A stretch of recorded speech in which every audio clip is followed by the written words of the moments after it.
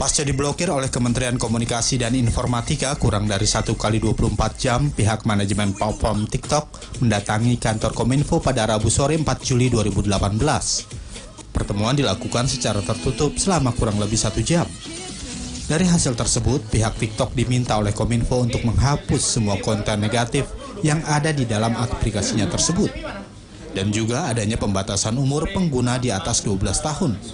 Selain itu, manajemen TikTok juga diminta untuk membuka kantor perwakilan di Indonesia agar bisa dikonfirmasi terkait filter konten negatif.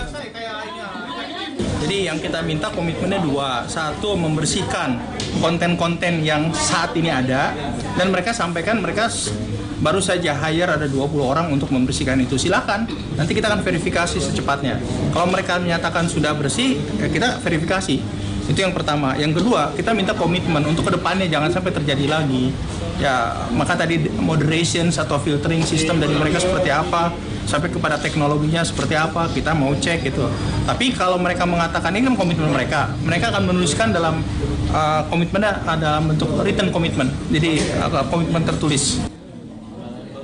Sementara, Senior Vice President TikTok, Zen Liu, mengatakan pihaknya tengah melakukan filter terkait konten negatif saat ini dan akan mengubah konten negatif menjadi lebih edukatif, terutama untuk anak-anak. And we're confident that TikTok will continue to be the best content platform in Indonesia, and we will make more efforts and committed to do more on content moderation and creations to promote, inspire local contents and creators. Sebelumnya pada Selasa 3 Juli kemarin, pihak Kemenkominfo telah memblokir aplikasi yang tengah digandrungi oleh banyak anak muda di Indonesia ini. Adanya konten negatif membuat ribuan laporan ke kantor Kominfo yang meminta untuk dilakukan pemblokiran. Ya, dan pemirsa, untuk membahas tema kita pada hari ini di studio telah bersama kami Profesor Henry Subiakto selaku staf ahli menteri dari Kominfo. Selamat malam, Prof. Sehat, Prof, ya? Ya, alhamdulillah. Baik, dan juga ada Mas Reza Indragiri selaku pengurus dari LPAI.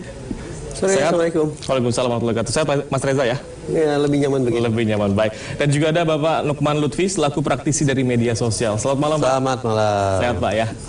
Baik, kita ke Prof. Henry dulu. Prof. Henry, ini bagaimana perkembangan dari kasus aplikasi TikTok yang memang sempat fenomenal dan juga diblokir oleh Kominfo hingga saat ini, masih ya? Ya, masih diblokir setelah kita blokir hari Selasa kemarin ya.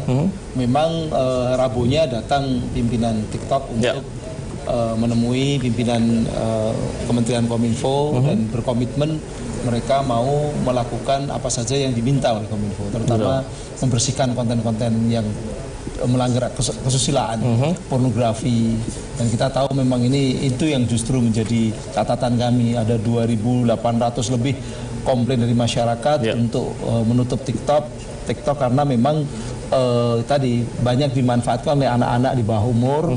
Mereka membuat video-video yang isinya erotisme begitu. Kami melihat bahwa ini bukan anak-anak yang buat nih. Kalau anak-anak tidak mungkin dia ada yang memang anak-anak ya, tapi ada yang kalau sudah namanya erotisme kemudian pakai handuk dan itu jangan-jangan di belakangnya ada orang-orang dewasa gitu. Itu masyarakat banyak yang minta supaya diblokir dan akhirnya kita blokir.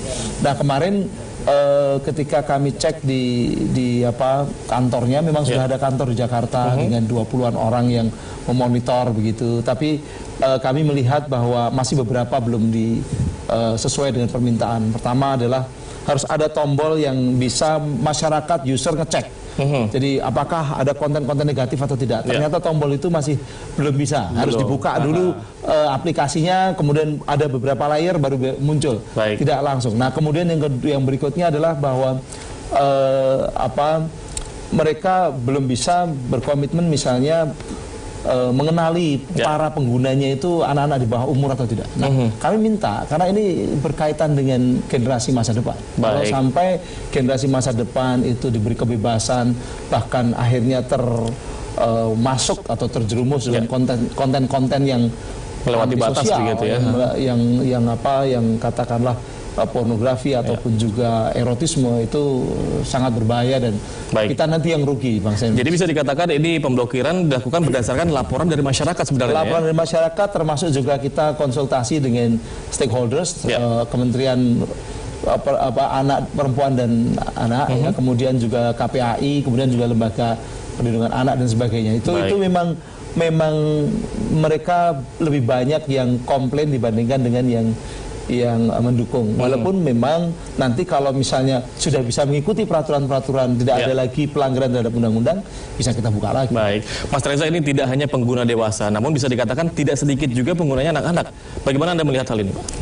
Sebagaimana dulu zaman kita sangat terpukau oleh ding-dong pada video watch, pada Atari, pada Nintendo dan sejenisnya, saya pikir terjadi proses psikologis yang kurang lebih sama. Kenapa kemudian anak-anak hari ini mencandu terhadap sekian banyak aplikasi di gawai. Menariknya adalah sisi positif, sebetulnya komunitas psikologi dunia walaupun secara populer sejak beberapa waktu silam sudah memperkenalkan istilah social media anxiety disorder. Jadi orang-orang yang seolah-olah tidak bisa lepas dari media sosial seakan sudah bisa dikategorikan sebagai pengidap gangguan mental tertentu. Kemudian Induk Psikologi Dunia belum lama merilis sebuah diagnosa tersendiri bahwa orang-orang yang mencandu gawai, yang tidak bisa lepas dari handphone dan jenisnya, juga sudah bisa dikategorikan mengidap abnormalitas psikologis. Nah, teman-teman di Kementerian Kesehatan, setahu saya sekarang juga sedang dalam penggodokan tahap akhir untuk mengeluarkan sebuah vonis, mengeluarkan diagnosa bahwa orang-orang yang mencandu pornografi, termasuk pornografi di gawai, juga bisa dikategorikan sebagai orang pengidap abnormalitas psikologis. Sekian banyak safeguard macam itu, saya pikir dibangun untuk membangkitkan keinsafan kita, khususnya para orang dewasa, bahwa bersentuhan dengan gawai tampaknya tak terelakkan. Bersentuhan dengan berbagai macam aplikasi juga tak mungkin terhindarkan. Tetapi ingat, kalau kemudian kita larut di dalamnya, maka perlahan namun pasti kita akan mendekat ke titik abnormalitas psikologis itu. Nah, itu yang harus ditangkal. Jadi harus ada batasan tadi. Betul, harus ada batasan. Tentu mengharapkan anak secara mandiri bertanggung jawab terhadap perilaku mereka ketika bergawai sepertinya juga tidak bisa diharapkan terlalu banyak. Oleh karena itu, kantor kami, Lembaga Perlindungan Anak Indonesia, mengapresiasi betul betapapun pendekatan Keminfo terkesan hit and run, tutup sana, tutup sana, tutup sana. Paling tidak untuk jangka pendek kita akan bisa merasakan faedahnya. Baik, Pak Nukman, ini bagaimana Anda melihat saat ini anak-anak ini sebagai pengidap media sosial cukup banyak? Bagaimana Anda melihat hal ini? Ini banyak, ini karena orang tuanya nggak bener aja. Jadi media sosial itu udah jelas itu hanya diperuntukkan untuk mereka yang umurnya 13 tahun ke atas. Facebook, Twitter, Instagram semua bilang begitu. Bahkan Facebook tegas kalau kita mau bikin akun masukkan umur di bawah 13 nggak bisa. Nah, TikTok ini juga media sosial. Makanya tergolong syarat utamanya adalah 13 tahun minimal gitu. Jadi kalau ada di bawah 13 tahun pakai, itu salahnya orang tua. Salah orang tua? Orang tua nggak perhatian sama anak itu. Ya, makanya tugas beratnya negara adalah mengedukasi orang-orang tua ini agar melek media sosial. Bahwa mereka harus sadar betul media sosial bukan untuk anak-anak. Betul. Itu belantara yang berbahaya buat anak-anak. Bukan hanya berbahaya, belantara itu udah ditulisin di depannya. Ini belantara lo ya, anak-anak nggak boleh masuk. Sama seperti nonton bioskop, kalau ada film 17 tahun, kamu nggak boleh bawa anak-anak. Tapi banyak orang tua bandel. Anak-anak dibawa nonton bioskop 17 tahun. Udah tahu sosial media untuk 13 tahun, ada yang ngarang, ya kan, ngajarin anaknya untuk menipu umur. Ini harus dididik. Tapi Pak Nukman, seperti yang dilihat saat ini, malah kebanyakan tadi seperti Pak Nukman bilang, orang tuanya tidak melek, anak-anak ini malah lebih paham begitu. Anak lebih paham karena anak-anak itu pegang gawai, nggak usah belajar kayak orang tuanya. Orang tuanya itu masih taktuk karena udah langsung cepet bisa pakai. Malah lebih pintar begitu ya? Lebih pintar, makanya harus mengenal ciri-ciri. Anak kalau udah sendirian pegang ponsel di atas 1 jam di kamar nggak mau bergerak, cek langsung. Jadi peran orang tua di sini sangat penting begitu ya. Baik. Dan Pak Prof Henry, ini sudah ada komunikasi dengan pihak TikTok. Sejauh ini sudah ada niat baikkah dari pihak TikTok? Dengan mereka 24 jam sebelum 24 jam mereka datang itu juga termasuk niat baik. Cuma kami sayangkan ketika kami kirimin surat itu sampai beberapa hari itu mereka mengabaikan. Memang harus diblokir itu. Akhirnya kita blokir gitu. Jadi sebelum pemblokiran sudah ada pengiriman surat sebenarnya. Sudah hampir seminggu lebih lah. Itu hanya karena setelah diblokir baru cepat mereka datang. Nah, tapi kalau ini yang kadang-kadang kita sesalkan ya adalah tidak ada komunikasi. Ketika kita beri katakanlah pakai email, mereka nggak jawab, menyampaikan begitu. Ya sudah, memang harusnya seperti itu biar mereka akhirnya datang dan sekarang kita apresiasi ketika kemudian mereka sudah punya kantor, ternyata kantornya jadi satu dengan aplikasi juga di sini yang Indonesia berita Babe berita. Kemudian juga sudah merekrut beberapa orang, itu kita apresiasi. Tapi yang penting memang betul. Kita memang Kominfo atau pemerintah ini tidak hanya sekedar menutup, tapi adalah melakukan edukasi, melakukan literasi kepada masyarakat. Karena memang bagaimanapun juga kalau masyarakat sudah educate, mereka sudah literate, mereka bisa membedakan mana yang benar, mana yang salah, mana yang baik, mana yang tidak. Kadang-kadang orang tua malah ngasih ke anaknya supaya mereka nggak repot, karena anaknya rewel begitu ya. Biar mudah saja begitu Pak ya. Mudah kasihkan. Nah, ini persoalan psikologi akhirnya. Itu psikologi orang tua maupun psikologi anak-anak. Mas Reza, bagaimana Anda melihat hal ini? Peran orang tua ini sangat penting. Saya penasaran ya, kalau tadi Mas Nukman mengatakan ini salah orang tua. Kata salah itu menggiring logika kita untuk menjatuhkan hukuman atau sanksi kan semestinya gitu ya. Persoalannya sampai hari ini saya belum pernah mendengar ada kasus, ada perkara di pengadilan negeri di mana ada orang tua yang didakwa sudah melakukan perlakuan salah terhadap anaknya sampai-sampai anak menjadi pecandu gawai, pecandu TikTok dan sejenisnya. Yang saya katakan adalah pemikiran Mas Nukman ini semestinya membangun kepercayaan diri, terutama sekali teman-teman di otoritas penegakan hukum untuk tidak ragu-ragu menggunakan pasal pemidanaan terhadap orang tua yang diketahui membiarkan bahkan mengkondisikan anak-anak mereka untuk menjadi pecandu semacam itu. Jadi saya katakan sebelumnya bahwa ini sudah bisa dikategorikan sebagai abnormalitas loh, secara psikologis. Itu dari sisi kemanusiaannya. Sementara dari sisi penegakan hukumnya, ya ayo kita tegakkan. Toh kalau kita buka undang-undang perlindungan anak, ada kok pasal yang tersedia untuk itu. Untuk meringkus orang tua yang dipersalahkan oleh jaksa Nukman ini ternyata ada gitu. Tinggal kepercayaan diri kita untuk menggunakannya gitu. Dan Pak Nukman, sekhawatir apakah saat ini sampai apa perlu ada pidana bagi orang tua? Kalau pidana kita lihat hukumnya aja. Tapi intinya begini loh.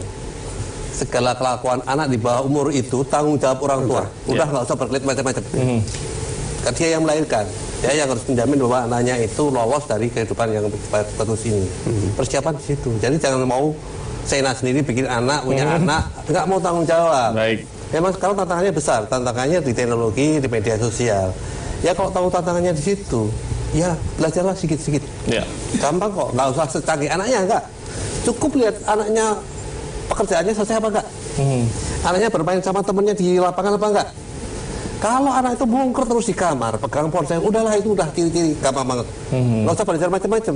Harus dikhawatirkan ya. Anaknya diajak beraktivitas seperti anak-anak lain di kampung, ajak main bola, main ke tetangga, sholat berjamaah di masjid. Aktivitas luar begitu Pak ya? Karena apa? Anak itu gak butuh teman banyak-banyak, tak kasih tahu ya.